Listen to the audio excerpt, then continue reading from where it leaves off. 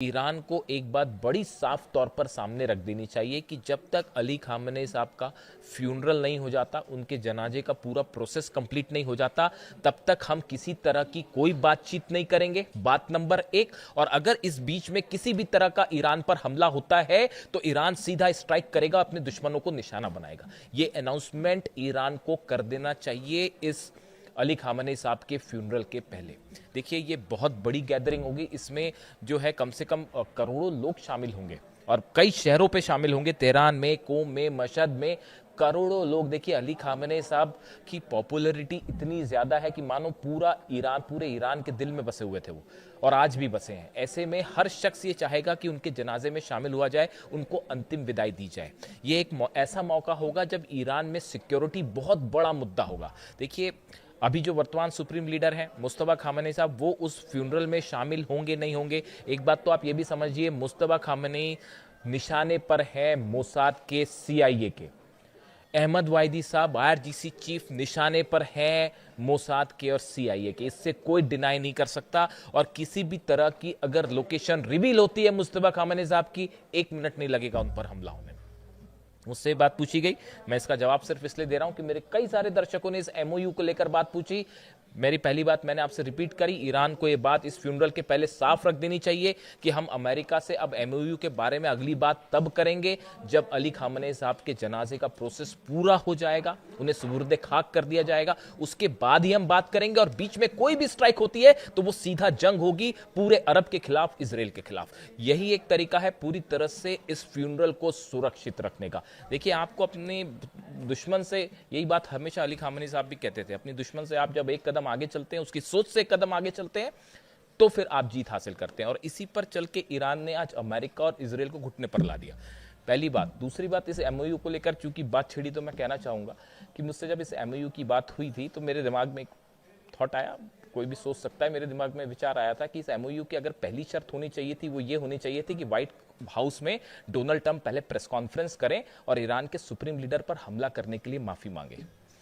Ali Khamenei, मैं अपने विचार बड़े साफ तौर पर रखता हूं, अली खामेनेई साहब की हत्या इतिहास की सबसे ऐसी घटना थी जिसकी जितनी निंदा की जाए वो कम है। एक ऐसे शख्स थे जो कि सदियों में एक बार आते हैं और उन पर हमला बेहद निंदनीय था, इसकी तुरंत आलोचना होनी चाहिए। और अगर ये MOU है तो इसकी एक शर्त जरूर ये होनी चाहिए थी कि पहले अमेरिका जो है उन पर निशाना साधने के लिए माफी मांगे, उसके बाद ही बात की जाए, वरना ईरान ने बात ही नहीं करनी चाहिए। खैर, ये मेरा व्यक्तिगत सोच है। अब हालात ये है कि इस पूरे मुद्दे को लेकर ईरान में बड़ी चर्चा शुरू है कि आखिर इस पूरे 4 तारीख से 9 तारीख तक का जो प्रोग्राम है, इसे कैसे मैनेज किया जाएगा। खबरें इस तरह की भी हैं, ये भी चर्चा है कि क्या हेलीकॉप्टर्स के थ्रू किसी तरह का जनाजे की प्रोसेस कंप्लीट हो सकती है, यानी कि जो VVIP पर्सन्स होंगे, क्या किसी तरह से उनको हेलीकॉप्टर के जरिए कैरी किया जा सकता है, क्या हेलीकॉप्टर के जरिए जो है वो प्रोसेस हो सकती है, ये पूरी जनाजे की प्रोसेस हो सकती है। कई सुरक्षा को देखते हुए इस तरह के ऑप्शंस पर भी विचार किया जा रहा है। देखिए, इसके अलावा जो लेटेस्ट खबर मैंने आपको लेबनान की बताई, कंतारा और देर सिरियान इलाके में जो है वो भारी बमबारी हो रही है और वहाँ पर हिजबुल्लाह और इसराइल दोनों आमने सामने हैं। यानी कहने का मतलब ये है, अगर आप देखें, लेबनान में फ्रंट खोल दिया है इसराइल ने, गजा पर फ्रंट खोल दिया है और इसके साथ ही सीरिया पे भी फ्रंट खोल दिया। और ये अचानक से डेवलपमेंट हुआ है, पिछले थोड़ा सा सीजफायर हुआ, लेकिन वो फिर से खत्म हो गया। और ये हमले बता रहे हैं कि कुछ अंदर बड़ी खिचड़ी पक रही है साहब, कुछ बड़ा प्लान तैयार हो रहा है। सेंटकॉम जो है अमेरिका की, इसके जो चीफ हैं ब्रैड कूपर, इनकी कई देशों के प्रमुखों से के रिप्रेजेंटेटिव से मुलाकात हुई है, सेना के अधिकारियों से मुलाकात हुई है।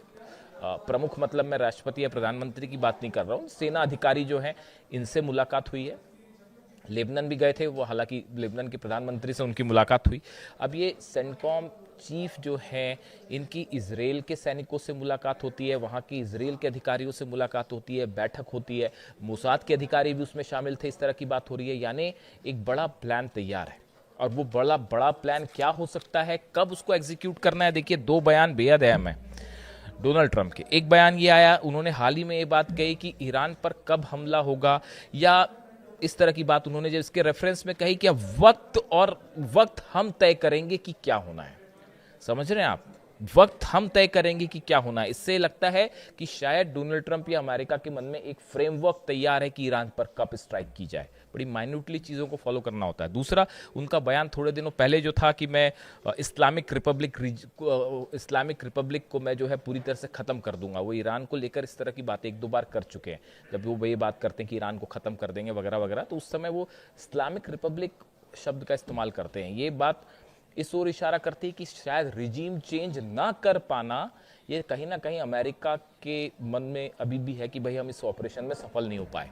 इसलिए क्या निशाने पे मुस्तबा खामनेई है और उनका कोई भी उनकी लोकेशन रिवील होना क्या हमले का कारण बन सकती है? साहब बिल्कुल बन सकती है। जब रमजान में हमला हो सकता है, मुहर्रम के समय हमला हो सकता है, तो अली खामनेई साहब के जनाजे के दौरान भी हमला हो सकता है। भले वहां पे एयर स्ट्राइक ना हो, जरूरी नहीं है हर चीज एयर स्ट्राइक से हो, लेकिन गाइडेड मिसाइल से हमला हो सकता है बिल्कुल। और मोसाद के बड़े सारे वहां पे जो है एजेंट्स हैं, आप देखिए सर, देख ही रहे हैं, बड़े बड़े धमाके होते हैं। तो इन सब को लेकर हालांकि कहा तो ये भी जा रहा है कि वर्ल्ड कप फुटबॉल जैसी खत्म होगा, कई सारे एक्सपर्ट ये राय रख रहे हैं कि वर्ल्ड कप फुटबॉल खत्म हुआ और स्ट्राइक हुई, तो वो इस तरह की भी बातें हैं। अब ये दोहा में क्या होना है, बातचीत होगी नहीं होगी, $6 अरब को लेकर भी मामला फंस गया है। इस हालात में फिलहाल जो इनपुट्स हैं उसके मुताबिक अभी मैं इसी मुद्दे तक सीमित रहना चाह रहा हूँ कि अली खामनेई साहब के जनाजे के दौरान जो खबरें हैं उसके मुताबिक सिक्योरिटी एक बहुत बड़ा कंसर्न है, और जो डेवलपमेंट्स हैं अमेरिका के सैनिकों की मौजूदगी ये बता रही है, नए वॉर प्लेन्स की मौजूदगी ये बता रही है, इजराइल का अचानक एग्रेसिव हो जाना, कार्ड्स का ये कहना कि हम हमले करेंगे, जॉर्ज डब्ल्यू बुश जो एयरक्राफ्ट कैरियर उससे जो है F-15 जेट्स F-18 जेट्स जो हैं वो टेक ऑफ कर रहे हैं, प्रैक्टिस चालू है अरब सागर के आसपास। ये बड़ी सारी चीज़ें इशारा कर रही हैं कि मामला जो है वो एक बार फिर से जंग की तरफ बढ़ रहा है, और 4 जुलाई से 9 जुलाई बेहद अहम होने जा रही है, बेहद अहम होने जा रही है। इससे जुड़ा जो भी अपडेट होगा आप तक पहुंचाऊंगा। Thank you so much.